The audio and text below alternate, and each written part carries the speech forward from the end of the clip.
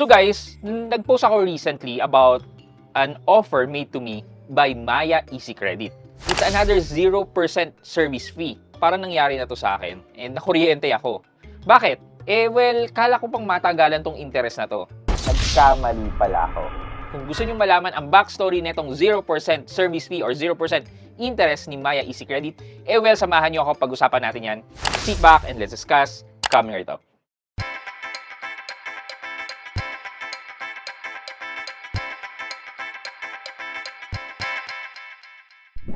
Hi guys, this is Pat and you're in Pat Quintos Review TV.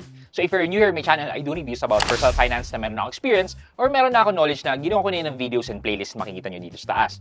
At kung bago ka dito sa channel ko, you may want to consider subscribing to my channel. Yeah, so sometime 2 months ago siguro, when I posted this video, most of us na merong access sa Maya Credit, nagkaroon ng pinakamagandang update. Sabi nga ni Sir Makagago, the biggest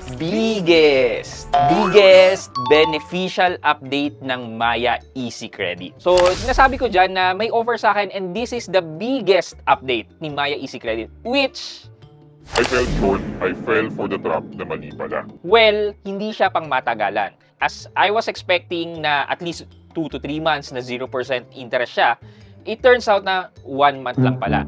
After that month, kung maibalik yung pera sa kanila, dahil 0% nga, di ba? Nag-update din kaagad si Maya Easy Credit. From 0%, ginawa nilang 7%.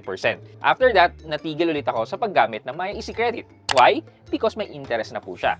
Bakit ako gagamit kung meron namang Atome, may Bilis, may Salmon na kaya magbigay ng 0%? So, fast forward today. Ito nga, natukso na naman ako ni Maya Easy Credit because they again offered me with a 0% interest. Okay sana to, sana maging ganito Ito yung bentahe nila na 0% talaga. Kasi kung titingnan nyo, wala man lang silang minimum payment due.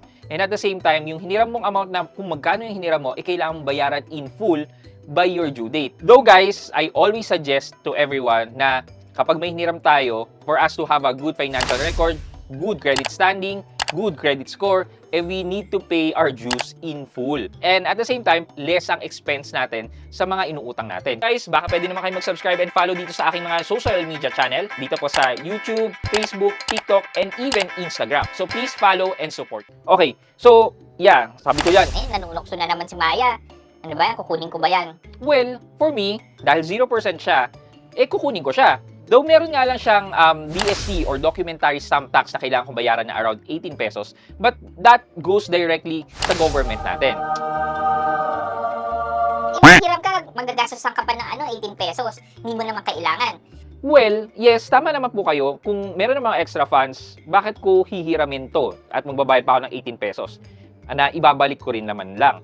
Well, ang naging thought process ko dito is that hiniram ko to, 30,000 na yan, tapos ililipat ko Maya savings ko. Thus, pwede pa mag-earn ng 3.5% per annum as a base interest itong 30,000 na to. And if we do that, fast forward na lang po, kayang kumita ng around 2 pesos per day net of interest itong 30,000 pesos and around 60 plus pesos for a 30 day.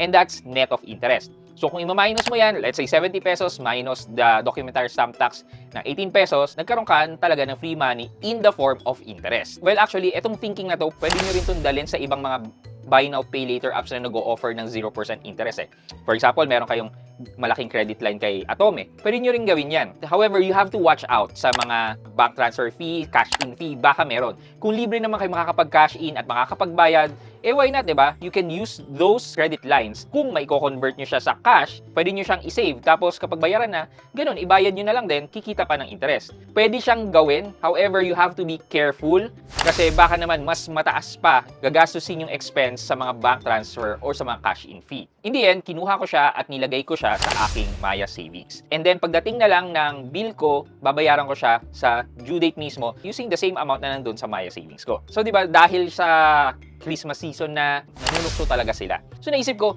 marketing strategy talaga to ng mga lending companies.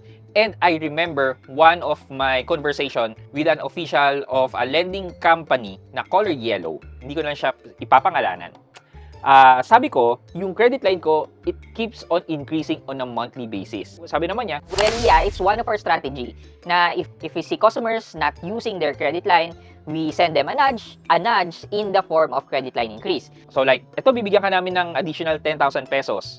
Then yung customer pwedeng ma-trigger na pwede niyang gamitin. Di ba? Usually naman, kapag dumating ang credit card or nabigyan kayo ng credit line, di ba? Usually, masaya kayo tapos gagamitin niyo siya kagad. Ganun yung strategy na sinasabi ng isang official ng lending app. So thus, nakita ko na ganun din ang ginawa ni Maya Easy Credit sa akin.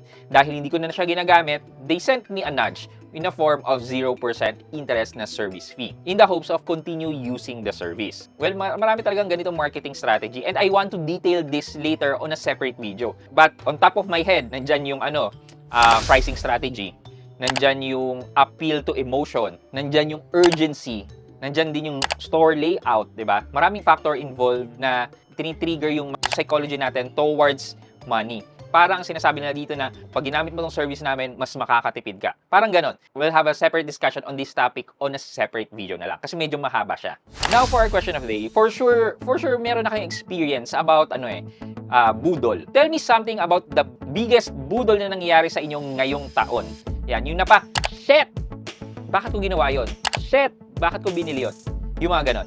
So let me know sa comment section sa baba at may chance kayong manalo ng 1,000 pesos sa ating weekly Gcash giveaway.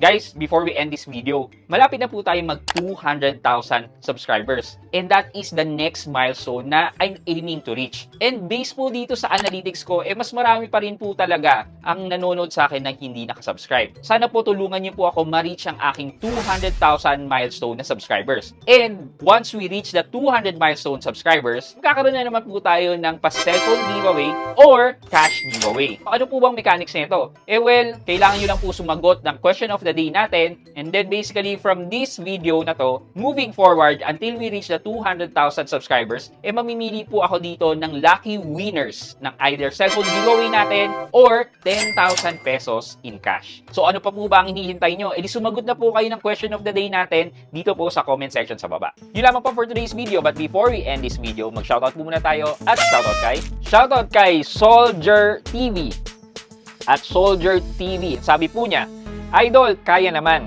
Medyo tagal na ako di nagamit ang Gcash at Maya. Deleted na nga sila sa CP ko.